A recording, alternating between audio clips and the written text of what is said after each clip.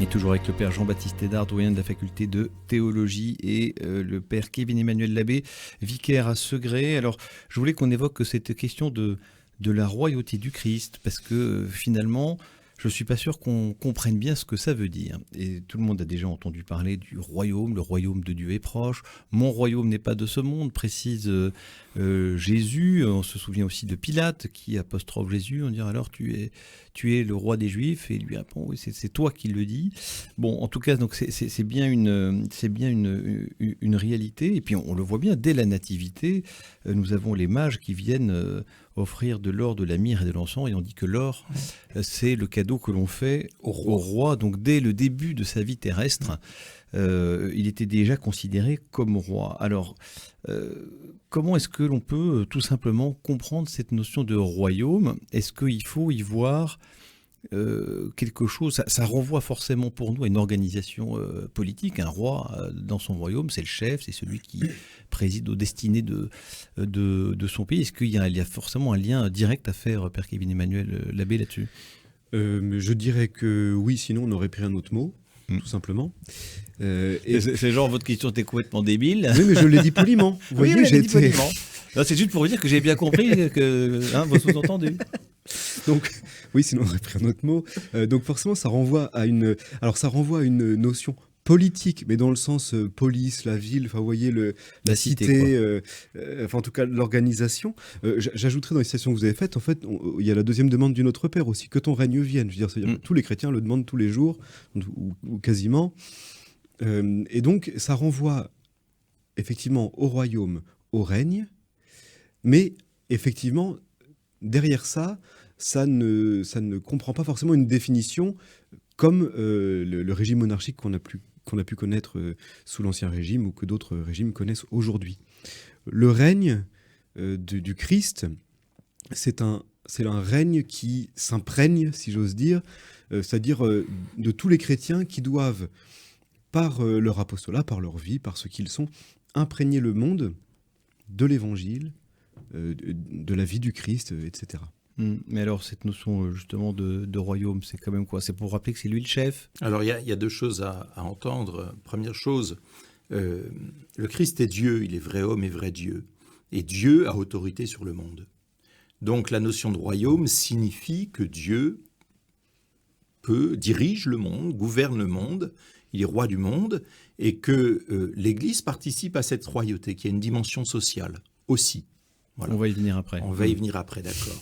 Très bien. Quas primas et tout le tralala. Exactement. Très bien. Et maintenant, mais le royaume, fondamentalement, c'est Dieu qui agit, c'est le Christ qui agit. C'est ce que Joseph Ratzinger dit dans Jésus de Nazareth. Le royaume de Dieu est là, c'est-à-dire que Dieu agit, Dieu est là. Et c'est ce que signifie que ton règne vienne. Et Dieu gouverne, quoi. Dieu est chef et autorité. Vous avez utilisé le mot autorité tout à l'heure. Oui, autoritas, c'est ce qui fait grandir, ce qui me permet d'accomplir ma vocation, mon être même. C'est pas l'autoritarisme qui s'oppose à la véritable autorité. C'est le tout-puissant. Oui, tout à fait, tout à fait.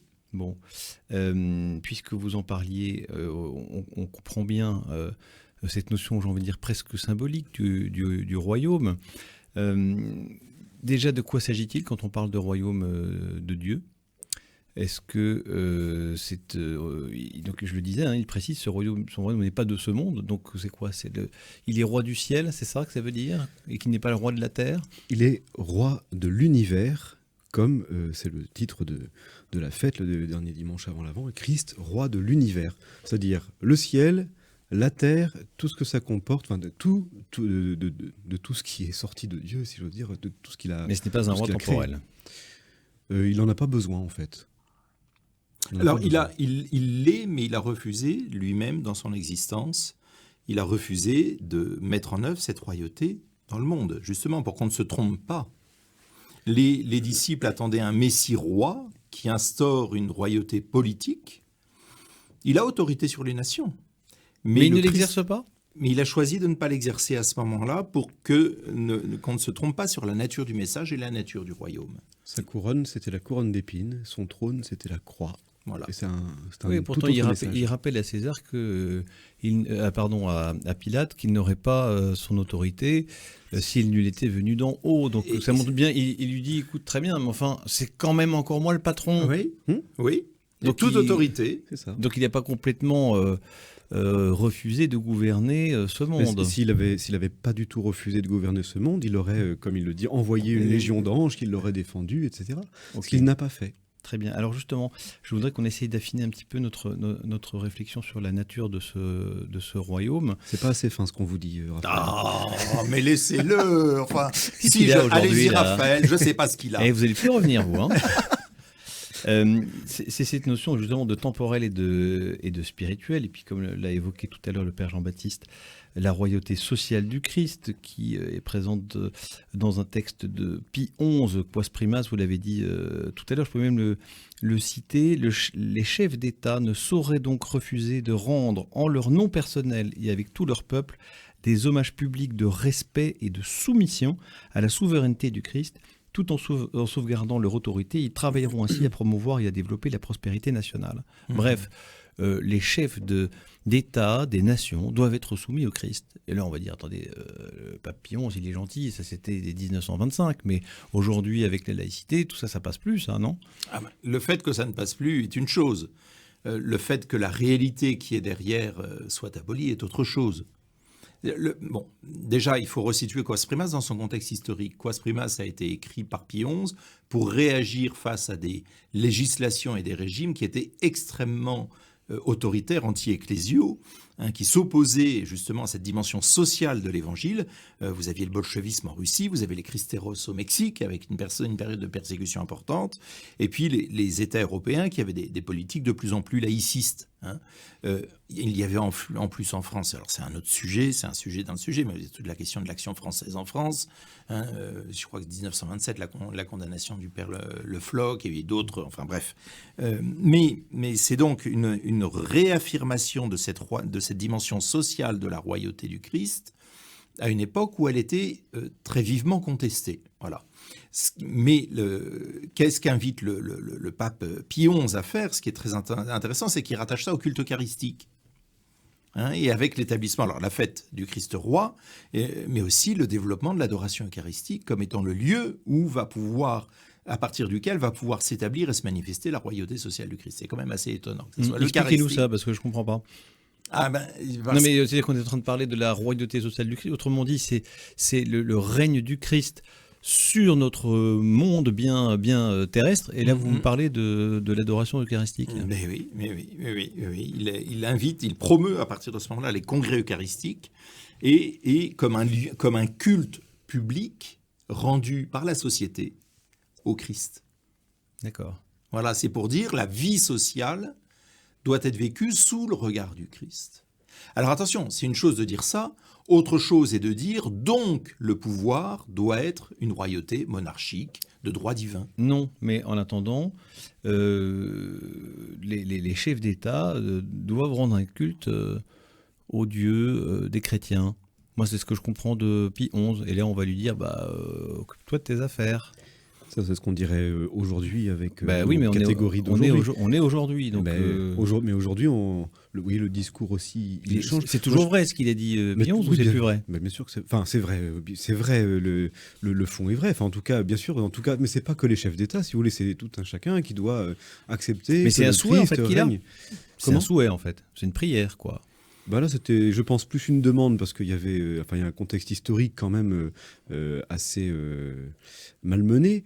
Mais si vous voulez, je crois que c'est peut-être le changement de paradigme qu'on a vécu entre le règne, enfin le ministère de Pie XI et aujourd'hui. C'est-à-dire que peut-être qu'auparavant, on a attendu beaucoup que, vous savez, la religion du peuple, c'est la religion du prince. Donc, à partir du moment où un souverain croit quelque chose, derrière, ça suit, quoi. C'est peut-être aussi cette pensée-là qui est sous-jacente. Et or, aujourd'hui, vous voyez, ça rejoint ce que disait le père Hédard sur le culte, c'est-à-dire que ça part plutôt de la base. On dit en fait le règne social du Christ n'attend pas forcément que les souverains emboîtent le pas, mais ça peut venir d'en bas, de nous, du peuple, du peuple de Dieu, qui va infuser toute la société, pourquoi pas jusqu'au souverain, du Christ, de son règne et de tout ce qui doit être imprégné dans la foi. La royauté du Christ, c'est d'abord une royauté spirituelle.